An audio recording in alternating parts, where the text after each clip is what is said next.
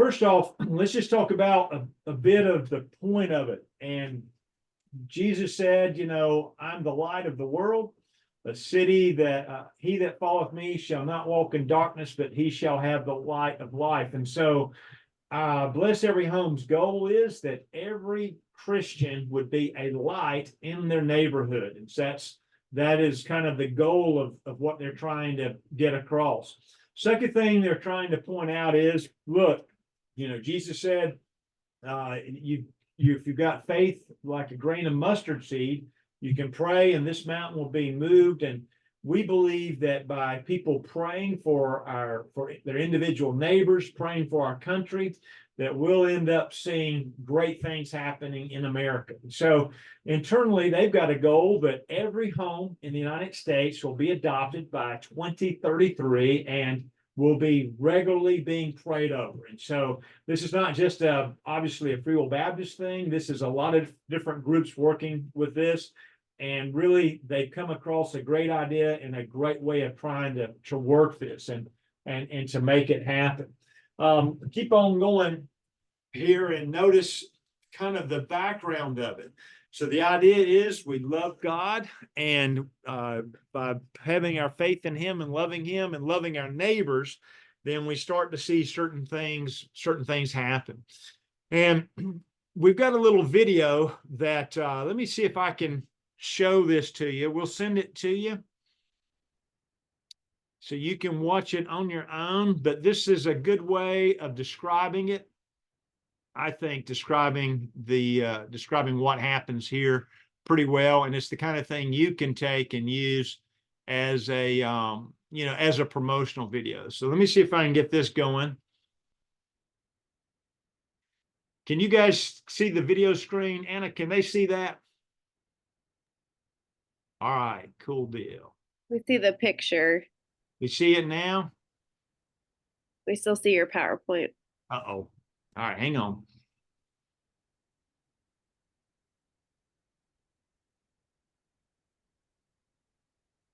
Okay, got that. Stop share. Okay.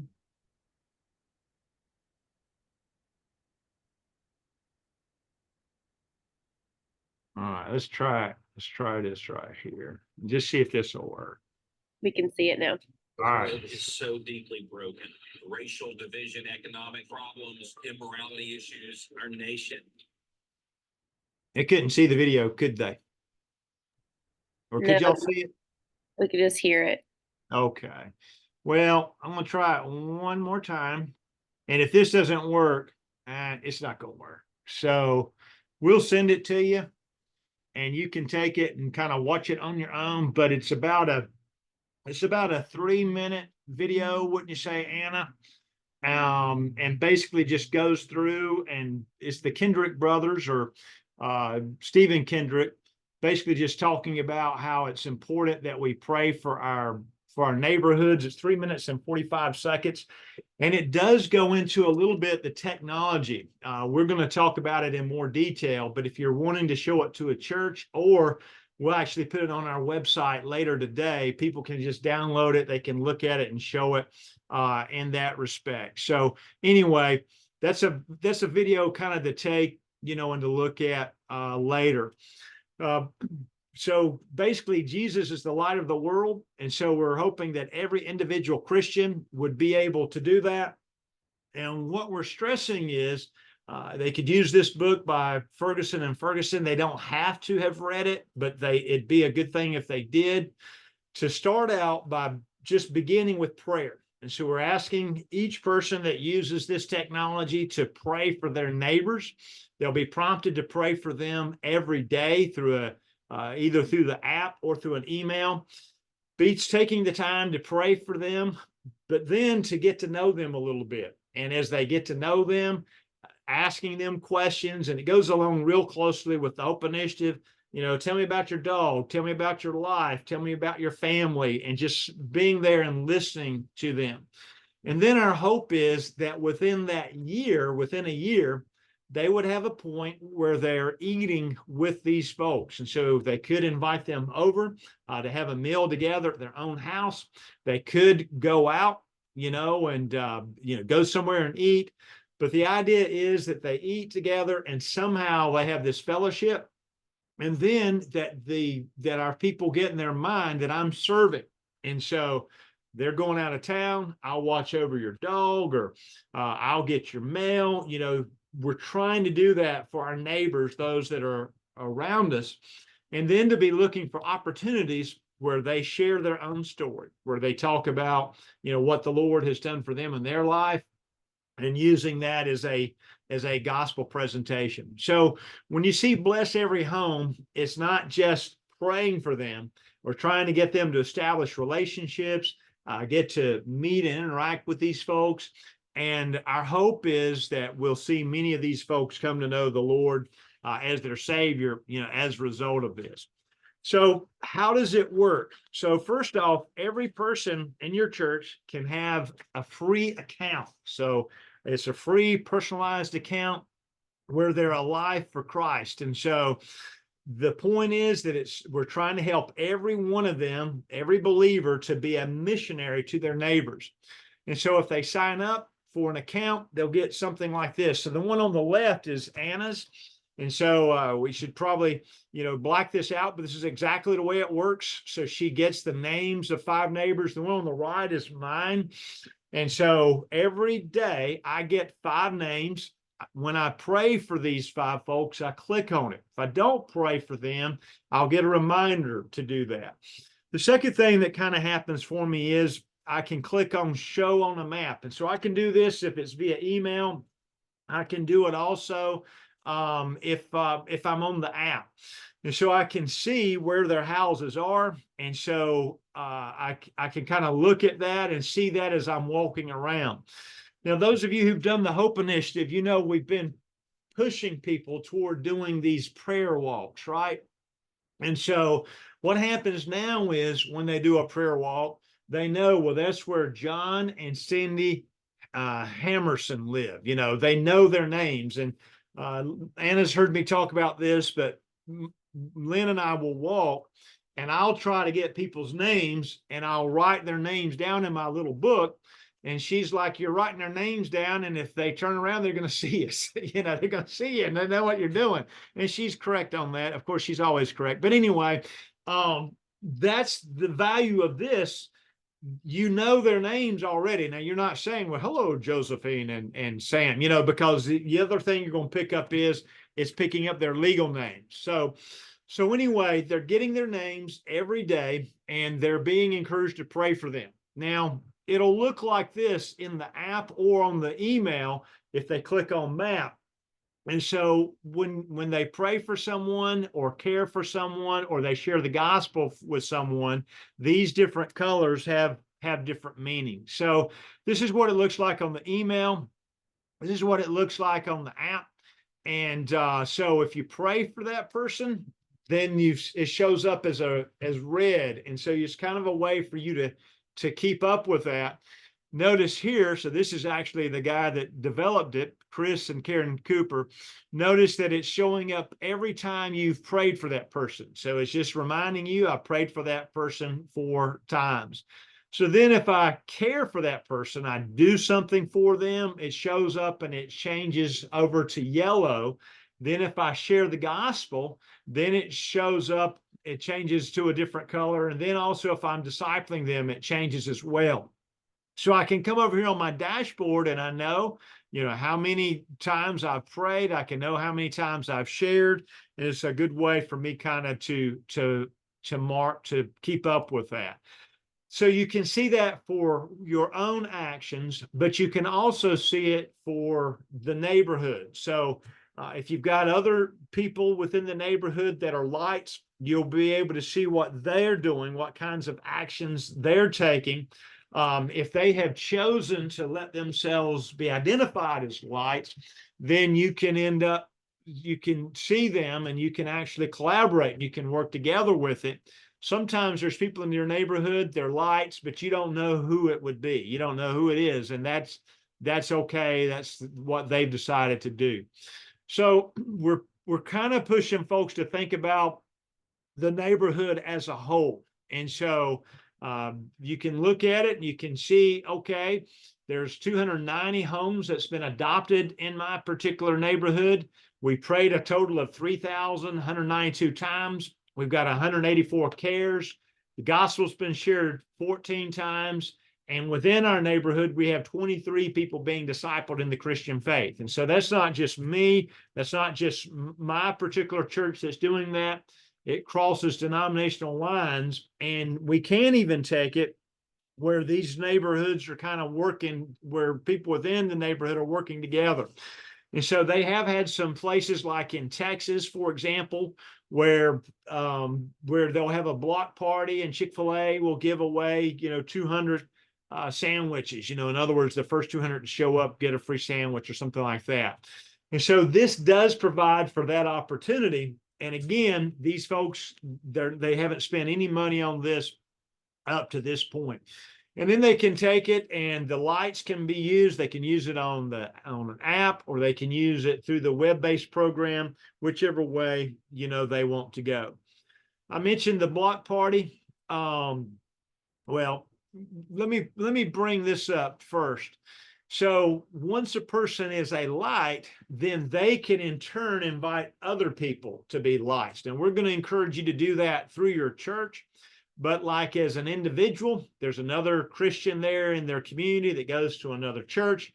They can send an invite to that person. And I think David and Ruben, I did that with you guys from the promotional leaders meeting. I may have done that with you too, Casey, where, you got an invite.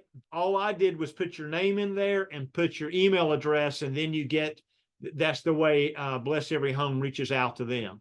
And so that's a way to kind of bring people together, bring churches together, and then you're keeping up with how many people, you can see how many people you've actually invited, how many people have become lights, and then they in turn can turn around and invite other people to be lights as well. And in doing this, we're able to kind of, when people are identifying themselves, we're able to kind of come together and we're working together a little bit in our neighborhood. We're praying together for folks, talking to folks, trying to reach them with the gospel of Jesus Christ. Now, you're going through and you're walking through your neighborhood and somebody asks you to pray for their mom that's sick. So either within the app, or you could use the email to do this, you could add that in there as a prayer request. There's also, and they'll prompt you to do this a lot. So I've got neighbors. Well, we'll just put it this way. Let's say somebody's named Abigail legally, but we call her Abby. And so I'm making a note of that because I don't want to be praying for her as Abigail, and I don't ever want to call her Abigail, because then it's like, well, how did you know my name is Abigail? And occasionally you'll run into a situation where somebody's got a totally different legal name than what they've introduced themselves in. And so you're wanting to be careful. Whatever they've talked to you about, you're kind of keeping up with that, and it's helping you remembering them a little bit. The other thing you can do is you can set, a prayer reminder. So if you're regularly walking at 5 p.m, you click on that, then you're going to get that prompt via email or through your app, and then you're kind of walking through. And it does really help you to figure out the names of people and just kind of get people placed a little bit. It kind of helps us to be a little bit more effective, kind of at reaching them a little bit.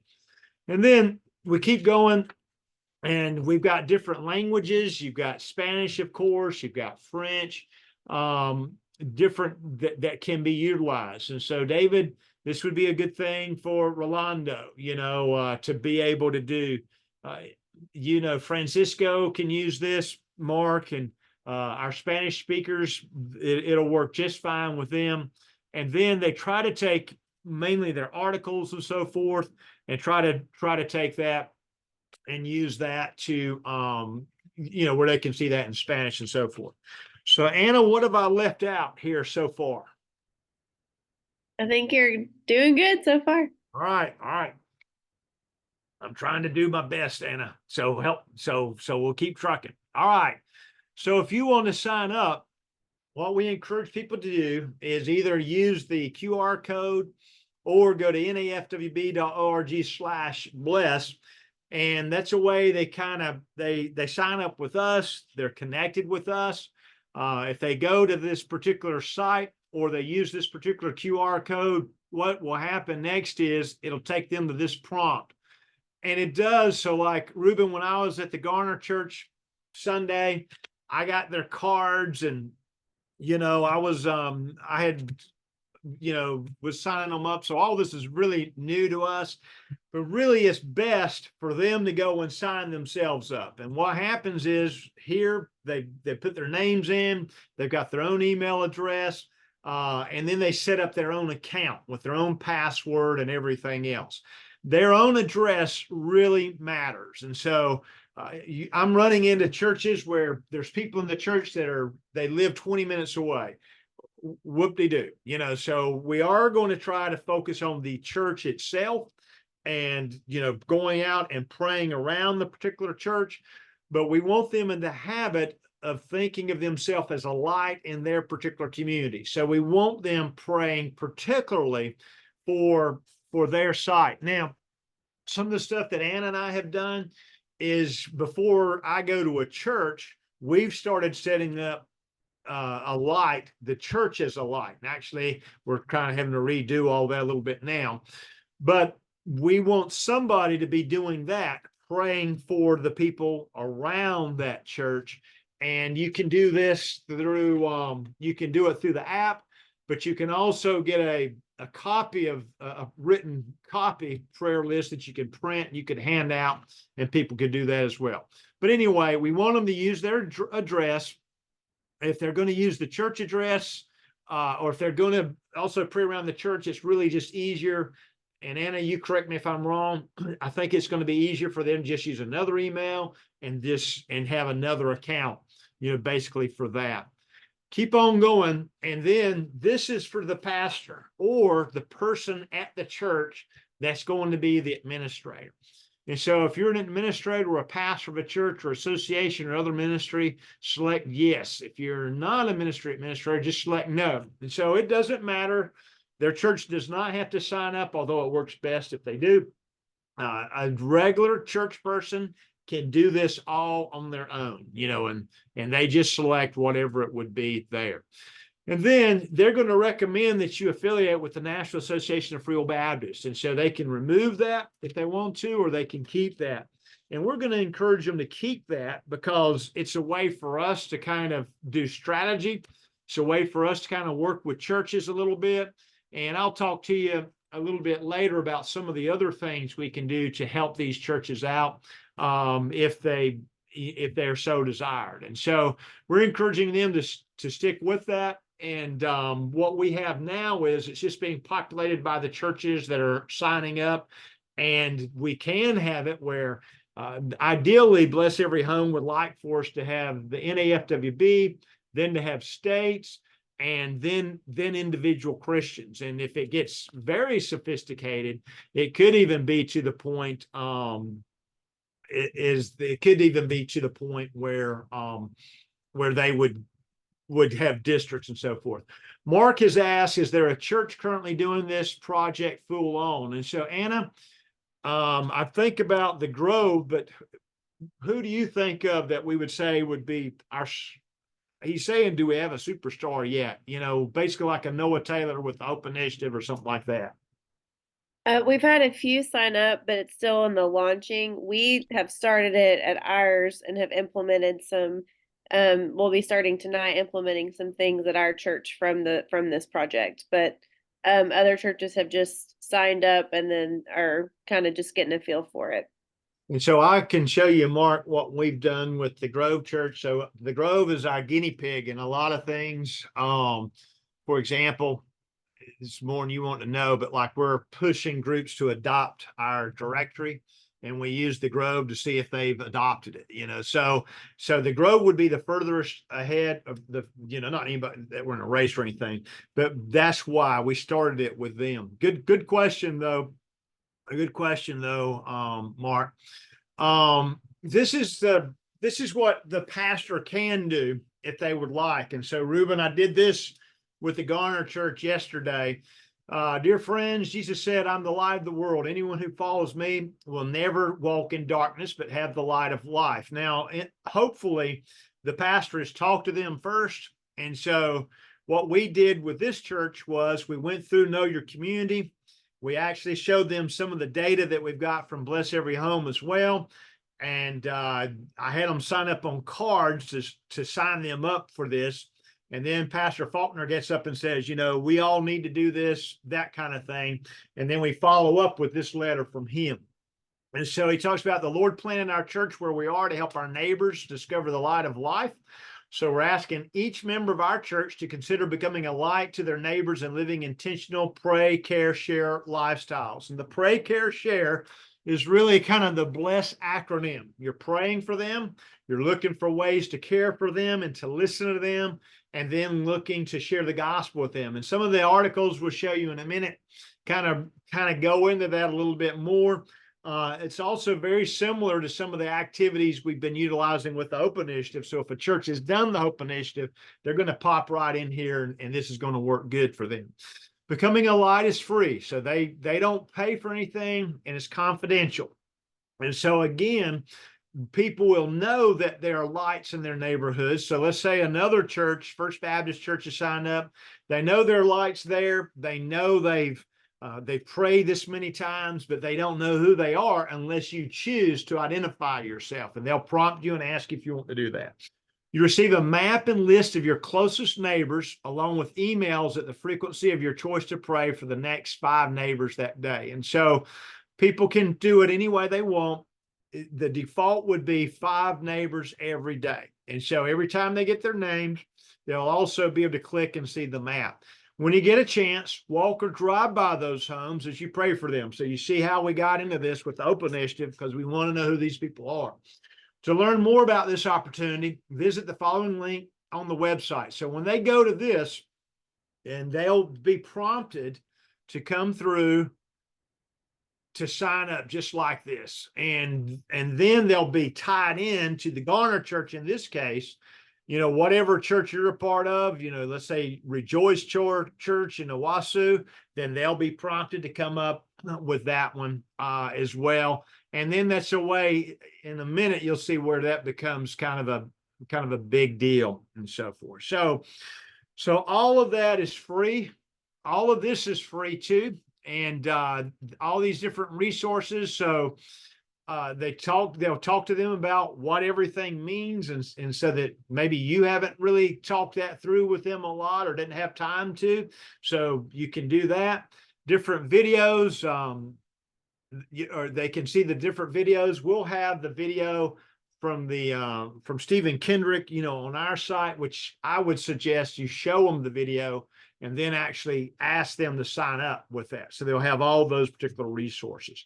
So all of that is free. They don't pay anything for that. The church doesn't pay anything for that as well. So any questions about any of that? I'll make mention when you sign, just so that way it's easy to find. When you sign your church up using our link, nafwb.org/bless, if you sign your church up using our link, then on your dashboard will be a section called promo. And if you click promo, that's where your church will have their specific link, like that Garner Church. And that's the link you can use for your people to sign up as lights. So it's kind of a tier. Good. I thought I heard somebody else ask a question. I was going to ask Dr. Moody. So when I first found out about this, I went ahead and signed up for the free version, but I'm not tied to my church, my home church, obviously, White Oak Hill. So if they sign up, then how do I get linked up with them? There is under settings, because when we signed our church up, we hadn't linked them to the NAFWB. So there's a link under settings where you can tie yourself into your church once your church signs up. Okay, thank you. And at one point we signed all the churches up, but the addresses are different sometimes. And it just it was a mess, wasn't it, Anna? And so the easiest thing is for the church to sign itself up. and do their own address and so forth. And then, of course, Brother Ruben, you get jammed up, let us know, and we'll help you. I'm trying to think. We've got the East Tennessee church. We've got Kentucky. The only church, Garner will show up there though, Brother Ruben. They show up. Any other questions you think about? Anna, let's take our picture before I forget it and I go into the next phase here. So everybody look at Anna and smile. Anna's is this okay? Does this work? Good. All right, way to go. All right, all of that is free. Okay, everything we talked about so far is free. Now, let's talk about 3 optional church tools, how you can know, network, and coach your members to reach every home in your neighborhood. Now, Brother Ruben, Brother David, I'm going to talk to the state leaders about how to use this in your state on Friday in our state meeting thing. And I'll just go ahead and say there's some churches that don't need to pay for anything, right? Some churches just need to use those things we're going to talk about, and I'll probably go into that more on Friday, what, maybe how you might coach churches into doing this. But let's talk about this for a minute. So the first thing you have is this thing called Blessed Partner. And so Blessed Partner costs $20 a month. They can follow the progress of their lights. I'll talk more about that in a moment. They can have the names, addresses of their people that they've adopted. They can visualize everything that happens on maps. Okay, so there's one thing. The second thing that's an option is the new movers. And so they'll find out who's moving in. They find this out every week. Okay, and it's a non-duplicable list. This is how we found these folks. So the best we could do before we found these people was $79 a month for a church to be able to get new movers. These people, Anna, correct me if I'm wrong, they'll send you a new list every week, and it will not be a duplicate list, and it will not include people like that move from the east side of the city to the western part of the city. So that's one of the things people complain about in new mover list. So just to be blunt, this is better than the $79 list that many people are paying for. And there's a One Magazine article I have to revise where I was basically saying a church would need to allot $1,200 a year to do this. No, you can do it with these guys for $25 a month, and it's a good thing. It's your churches that are rural, I'm not going to suggest they do this, okay? And by the way, we've got the capability of running new mover lists for them as well, but it's not going to have the same specificity that these new mover lists have, but for more rural areas, it's going to work for them. So you've got the community connector. Now this is really getting into stuff here, $50 a month. And by the way, this is different than a new mover list, really different than the Blessed Partner. But this is a way to create custom projects where you might kind of go after really target neighborhoods and so forth. So let's talk about that a little bit. With the community connector, they can know, okay, there's 2 people living here. They probably have this amount of education. There's probably a 7th grade kid there. They can know those kinds of things. They can know, we think about California, we've got, or Arkansas, we've got like 25 Hispanics living in this spot here. These folks came from Mexico. These people in this house came from Venezuela, that kind of thing. So you can really start getting into some specific stuff too. And this is something that has been difficult for us. With Know Your Community, we know about Hispanics, but we didn't know who spoke Portuguese. We didn't know, what their country of origin was. So you get a lot of information that way. Now, how this works is those 3 things churches can purchase on their own. What we're doing going forward is when a church does Know Your Community, we can go through and we can tell them you got 12,056 people in a 15-minute drive of your church. What we can now do is say, and these are the new members or the new people, new neighbors. And so this is that same church right there. It's one we just did, 15-minute drive. And this is showing them where. It's a little bit different in Know Your Community works on drive. This works on what'd you do this on what was it, 5 mile radius, Anna? 5 miles. 5 miles. And so we can break it out. We'll do 3 miles, we do 5 miles. We can say, this is where your new neighbors are. We can break it 0 to 6. We can break it all the way up to a year. And we can tell them that. And by the way, we can also give them their addresses, so we've got that. We've got another feature where we look at, and this is stuff we're doing now with Know Your Community, where we go through and it's like, okay, you got these unreached people. These people have probably never heard the gospel, and you can see they've clustered around. This is South Carolina church. This is the church, but the unreached people are all here or here, and we can tell them, they're likely Muslim, they're likely Buddhist, they're likely Sikhs or whatever. And so it has helped us to really take the Know Your Community, to a different level.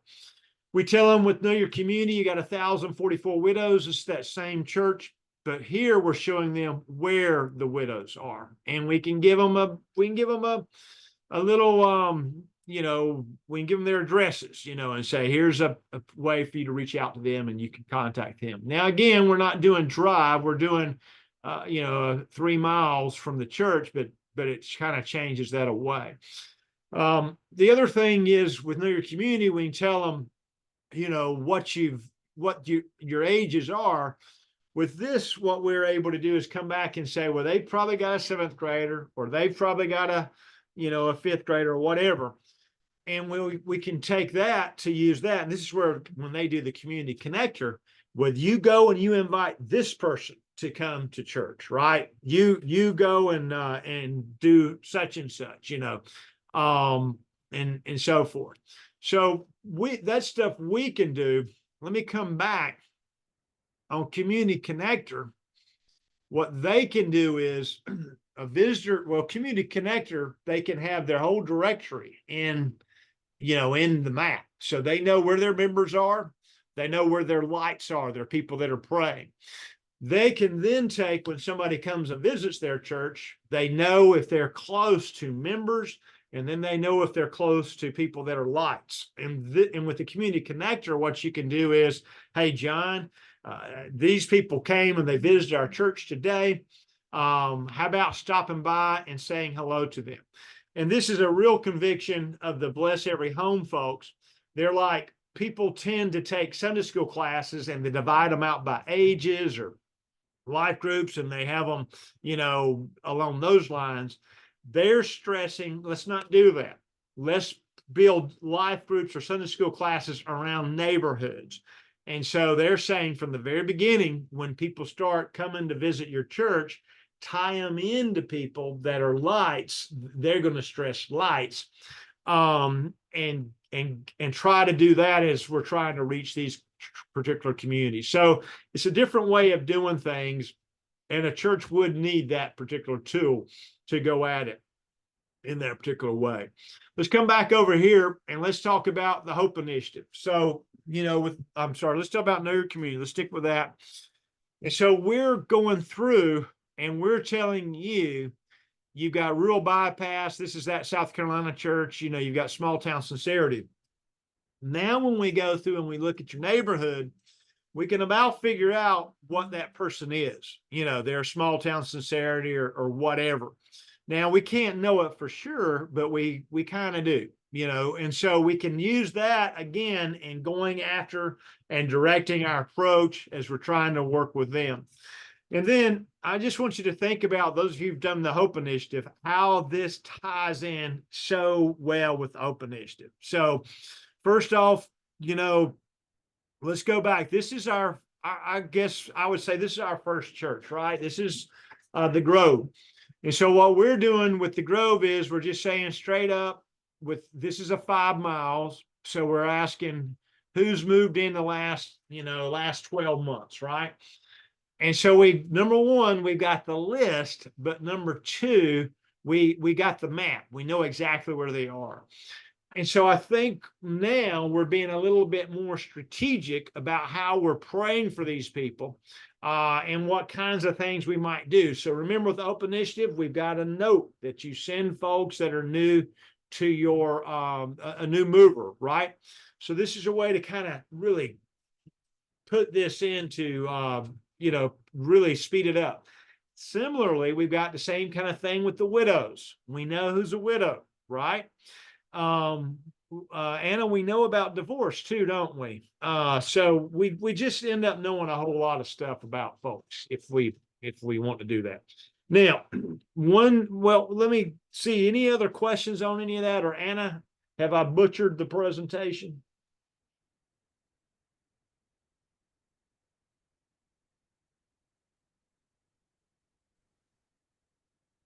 Any questions?